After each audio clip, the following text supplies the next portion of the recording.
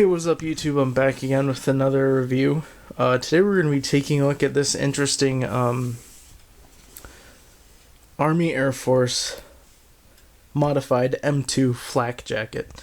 So, pretty much, and I want to say it was 42 or 43, the U.S. started to issue out flak jackets to Air Force air crew or airmen, whatever you want to call them, just because of how much literal flak, no pun intended, that they were receiving while over enemy territory in Europe.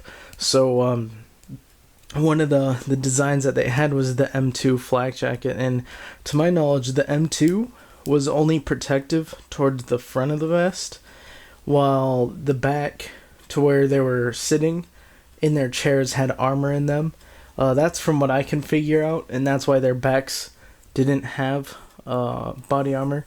I guess the difference between the M1 and the M2 is that the M1 has armor in the front and the back, while the M2 just has armor in the front.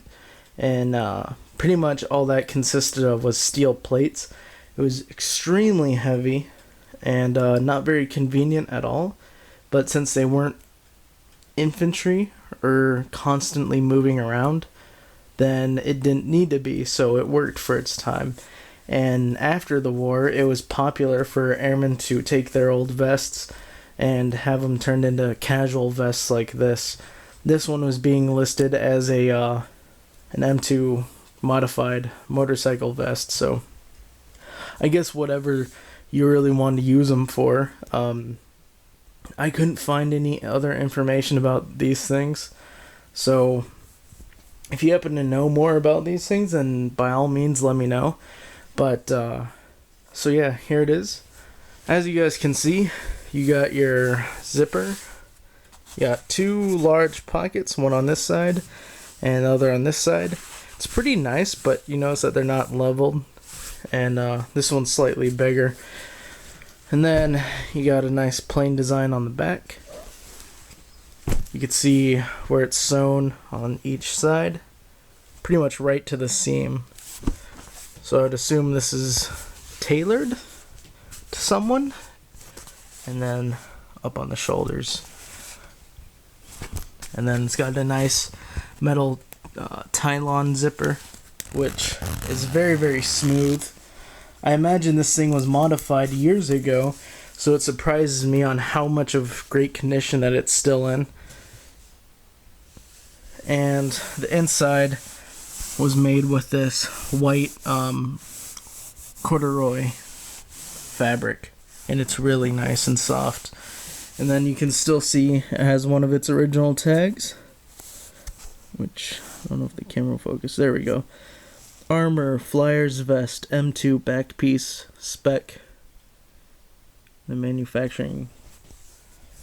And then this side has the same tag too, except it's in a little bit better shape. And this is pretty thin. As you can see, the pocket is sewn straight through the other side, and you can see where the strap used to be. That's been removed, and it may look really clean in the camera, but there is some yellow staining up here and towards this side. Not sure if the camera's picking that up at all, but yeah, it doesn't bother me too much.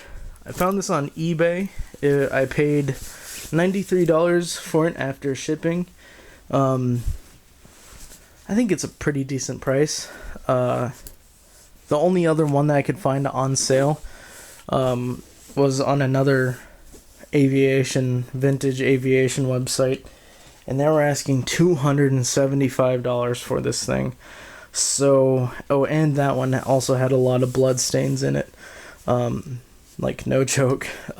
So I'm gonna go out on a limb and say that no one really knows exactly how much these things are worth.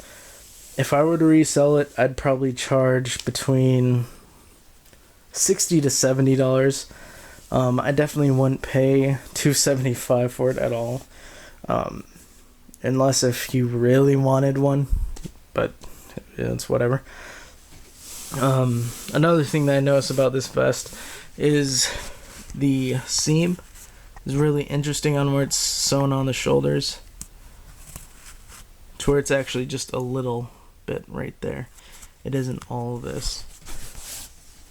It does have a weird stiffness to it. As you guys can see, the vest is just sort of sitting open on its own. There's no body armor in this. It's I don't know what's in there. It's just kind of thick. Maybe that was their version of ballistic nylon back then. I don't know.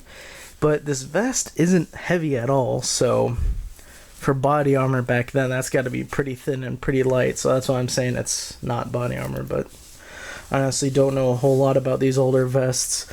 To describe the weird stiffness to it is either the German flak jacket or those lead vests that the dentists have you wear whenever they take x-rays. But it's more closer to those dentist vests than a German one, just because of the weird stiffness to it. I mean, it's not uncomfortable really, but that's how I would describe it if you guys are trying to figure out what I'm talking about. So yeah, overall I think these are pretty cool, I guess. Would I recommend getting one for your collection? Honestly, no. These things don't seem to pop up too often. Like I said, there's only two that I saw for sale. That was this one, which I got on eBay, and the other one on the aviation website, and they want an arm and a leg for it. So as cool as it is and as uncommon as they are, it's almost like one of those things where if you ever watch that TV show Pawn Stars and someone brings in their customized motorcycle and they're like, yeah, it's so cool, but it's also so customized that almost no one would really want it. It's kind of like that. Now, I'm not saying that this design isn't cool. I really like the plain look, but yeah, it's just one of those awkward pieces. Now, if you could trace back who this belonged to and it was like some famous Air Force general or whatever, then that would be cool, but obviously you really can't. So, you know, you just can't make up your own story with this stuff. Unless if you're like a hardcore World War II Air Force collector, or a body armor collector. If you're a body armor collector or an Air Force World War II collector, then go ahead, get one of these if you can. But other than that, not really. Unless if you can find them for dirt cheap, which I would doubt it, but it does happen, you know. Then by all means go ahead. I don't think I'll sell it. I think I kind of want to hang on to it, even though it's, I don't know. I still think it's pretty cool. I think I'll hang it up. You guys, in case you guys didn't know, you're really not supposed to hang body armor. What it does is eventually up here, the hanger will form around the body armor, and it leaves an awkward wrinkle.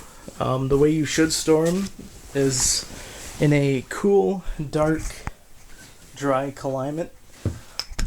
I'll show you guys where I store mine, right underneath my bed. So I got my plate carrier, my M69, my concealed bulletproof vest. Back there I have both of my PASGATs and Korean War one. So that's how I store mine, just stacked on top of each other. That seems to do good. Oh, and I'll show you guys real quick here. That's what they look like before the modifications. So they're a lot different than that. That's pretty much it, guys. I hope you guys enjoyed the video. I try to keep it under 10 minutes. If you guys have any questions about this thing or want to know more about them, then go ahead and let me know. And as always, have a nice day.